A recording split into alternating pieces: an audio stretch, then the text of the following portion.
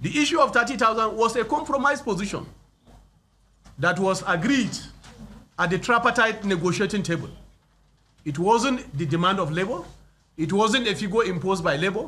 It was mutually agreed at the conclusion of the meeting of the tripartite negotiating committee on the 5th of October this year. And therefore, this is the stand of labor. This is the stand of organized labor. Minimum wage is not an allocation. It's not a unilateral award. It is negotiated.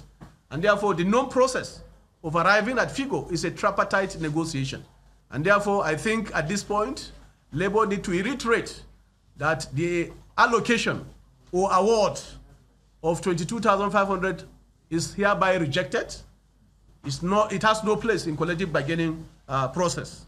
And therefore, I want to reiterate, just as the neck of NLC have actually pronounced that without making sure that the issue of the minimum wage of 30,000, which was mutually agreed through a well-known process of collective bargaining, accepted and also put into law, certainly the action that had been proposed for the 6th of October, of November, a national industrial action will actually take necessary steps to give effect to that.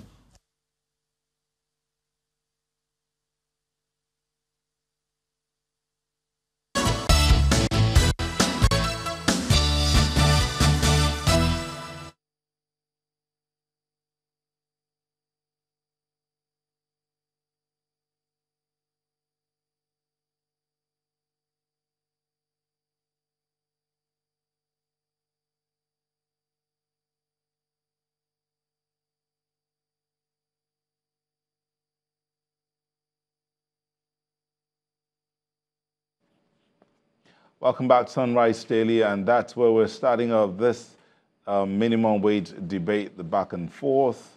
And I'm being joined by Mr. Architect Ezekiel Etok, who is the founder of Nigeria First Project. Welcome. Thank you. I don't understand you're also a governorship candidate of the YDP. Yeah, Young Democratic Party for Akwa Ibom State. Okay, but that's not why we're here. Let's look at this matter of the minimum wage. Yeah. Suddenly, the governors came up with a 22,500, and their reasons that that's what they know they can afford to pay. First, I on the Remembrance Day National, I was actually looking for the emblem. I couldn't get one. So my appreciation to all the soldiers, particularly deserving, who lay down their lives, as it were, to keep us safe. And I pray that God, in them keeping us safe, will also keep them safe. And when they are no more, He will keep their families safe. Okay.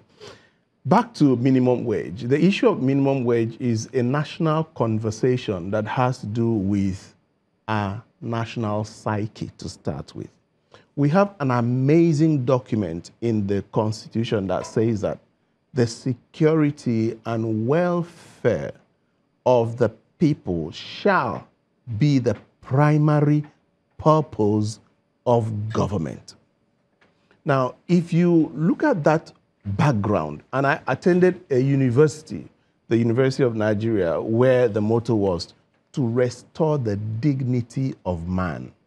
When you carry this to, just take the Constitution alone, you ask yourself, what is the thinking of government with respect to the people that keep government running and working? You ask yourself, what does Mr. President and every state governor think about 18,000 naira for the least of their workers, say their driver? That driver, assuming that he has a family of 3, assuming that after several years of service, each of the 3 children, you probably have 2 in primary school and maybe 1 in secondary school. Number 1 is that this man is entitled to a home. Let's take that first home. What is the policy of government to housing? We've started talking We're talking about the economy, we are talking of security, we are talking of this and that. Who is saying anything about housing, which is the very primary, the base of where man's dignity starts? And when you talk of the base of the pyramid, Maslow's pyramid of human needs, you talk of food, clothing, and housing.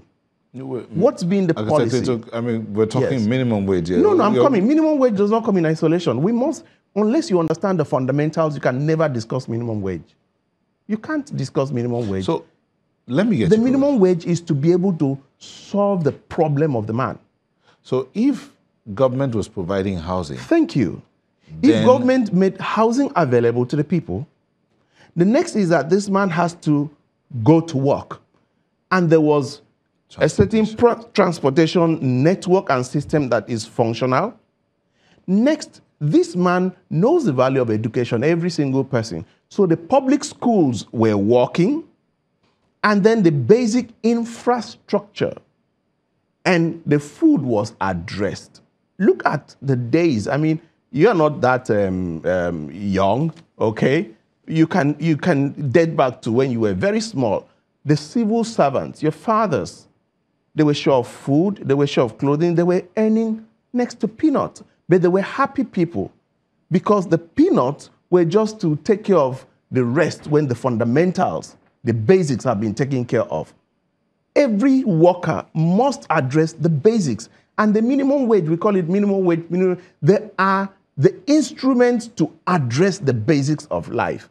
How do I get a home? How do I commute to work? How do I feed? How do I send my children to school? Just take these basics. And I ask a simple question. Which governor believes in all good conscience that 18,000 can address those?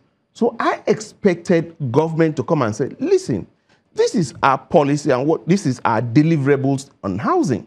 We should have cost you X amount of money. This is what we've done and reduced to transportation. We should have cost you Y. When you put all these things together, your effective take-home is not 18,000, it's more like 85,000 because of these basics that we have provided for you. But in the absence of that, where the man must provide everything for himself, 18,000 is the biggest stimulant to corruption. You're still at 18,000. They are talking about 22,500. I'm even, okay, we now move into 22,000. For me, the basic, I believe that the basic should be that 30,000 that they've said. Then let each go. Let me